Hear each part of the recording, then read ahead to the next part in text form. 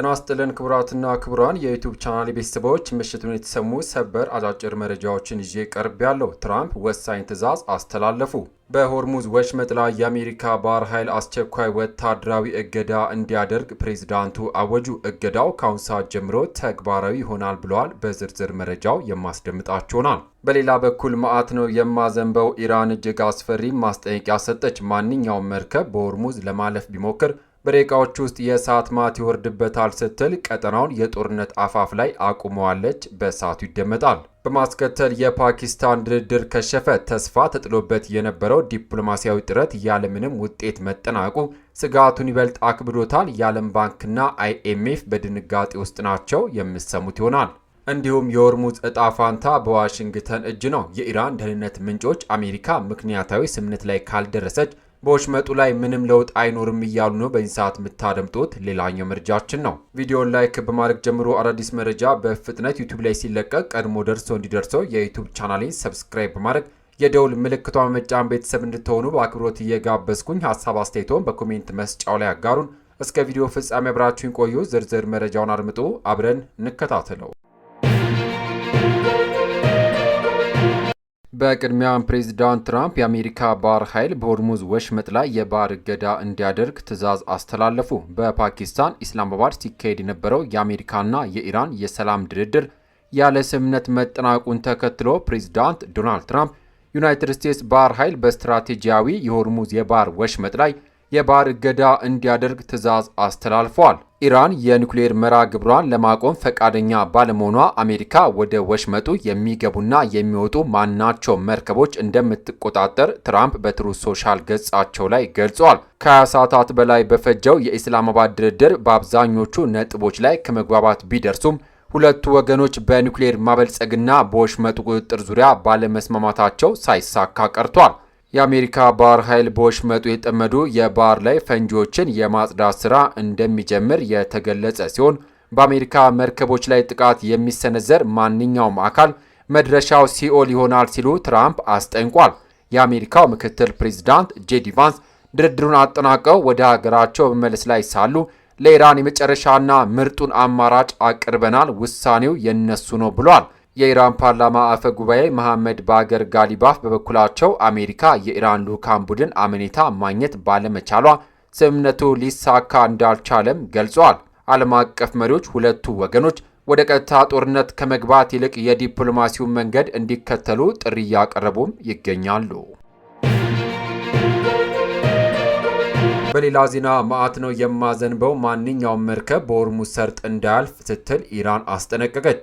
በመካከለኛው ምስራቅ ያለው የጦርነት ደመና ከምንጊዜውም በላይ አጥልቶበታል። ኢራን ባወጣቸው እጅግ አስደንጋጭ መግለጫ ማንኛውም የአሜሪካም ሆነ ሌላ ሀገር የጦር መርከብ ወደ ሆርሙዝ የባህር ወሽመጥ ለመግባት ቢሞክር በደቂቃ ውስጥ የሚደርስበትን የእሳት ማት እንዲጠባበቅ ስትል በይፋ አስጠንቃለች። ይህ የኢራን ቁጣ የተቀሰቀሰው የአሜሪካ የጦር መርከቦች ከቴህራን ጋር ምንም አይነት ቅንጅት ሳይኖራቸው በወሳኙ የውሃ መስመር ላይ መታየታቸውን ተከትሎ ሲሆን ጉዳዩ የቀጠናውን ሰላም በጥሬው ገደል አፋፍ ላይ አቁሞታል።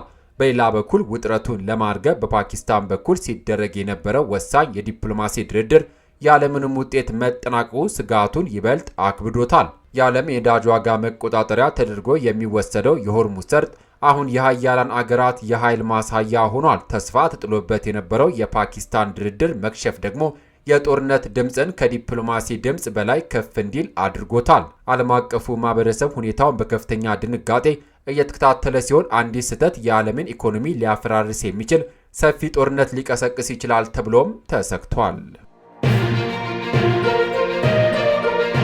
በሌላ ዜና የሆርሙዝ ወሽመጥ ዕጣ ፈንታ በዋሽንግተን ውሳኔ ላይ ወድቋል ተባለ።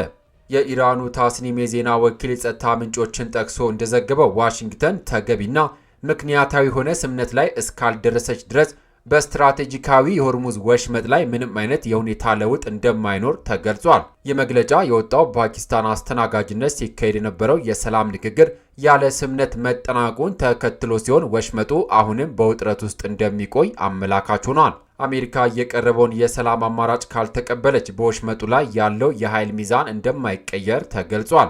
በኢስላማባድ የተካሄደው ድርድር ያለ ስምምነት በመበተኑ የቀጠናው ስጋት ጨምሯል። የሆርሙዝ ወሽመጥ ለዓለም ነዳጅ ንግድ ወሳኝ መተላለፊያ በመሆኑ መዘጋቱ ወይም አለመረጋጋቱ በዓለም ኢኮኖሚ ላይ ከፍተኛ ተጽዕኖ ሊያሳድር እንደሚችልም ተገልጿል። በሌላ ዜና የአሜሪካ ምክትል ፕሬዚዳንት ጄዲ ቫንስ በፓኪስታን የተደረገ የሰላም ንግግር ያለ ውጤት መጠናቀቁን ተከትሎ በሰጡት ጋዜጣዊ መግለጫ ላይ የሆርሙዝ ወሽመጥን አላነሱም። የዓለም 20 በመቶ ነዳጅ መተላለፊያ የሆነው ይህ የባህር መስመር በሁሉ አገራት የሰላም ንግግር ወቅት አከራካሪ ከሆኑ አጀንዳዎች መካከል አንዱ ነው። በአሜሪካና በኢራን መካከል ለ2 ሳምንታት የሚቆይ የሰላም ስምምነት ሲደረስ ቁልፍ ሀሳብ በወሽመጡ የሚያልፉ መርከቦች ያለምንም ችግር መተላለፍ እንዲችሉ የሚል ነበር። ሜርስ የዜና ወኪል የኢራን ፓርላማ ምክትል አፈ ጉባኤ ሃጂ ባቤ ወሽመጡ ለኢራን ቀይ መስመር መሆኑን መናገራቸውን ዘግቧል። ወሽመጡ በኢራን ሙሉ ቁጥጥር ስር ነው ያሉት ምክትል አፈ ጉባኤው ቀረጥ በሪያል ወይም ደግሞ በኢራን መገበያ ገንዘብ መከፈል አለበትም ሲሉም አክሏል። የአሜሪካው ፕሬዚዳንት ዶናልድ ትራምፕ ቅዳሜ ዕለት በትሩዝ ሶሻል ገጻቸው ላይ የሆርሙዝ ወሽመጥ በቅርቡ ይከፈታል ሲሉ ጽፈው ነበር። ይሁንና የአሜሪካ ማዕከላዊ ዕዝ በበኩሉ ቅዳሜ ዕለት 2 ፈንጂ አማካይ መርከቦች አካባቢውን ከፈንጂዎች ለማጽዳት ወደ ሆርሙዝ ወሽመጥ ተሰማርተዋል ብሏል። ነገር ግን ኢራን ሁለቱ መርከቦች ወደ ወሽመጡ መምጣታቸውን አስተባብላለች።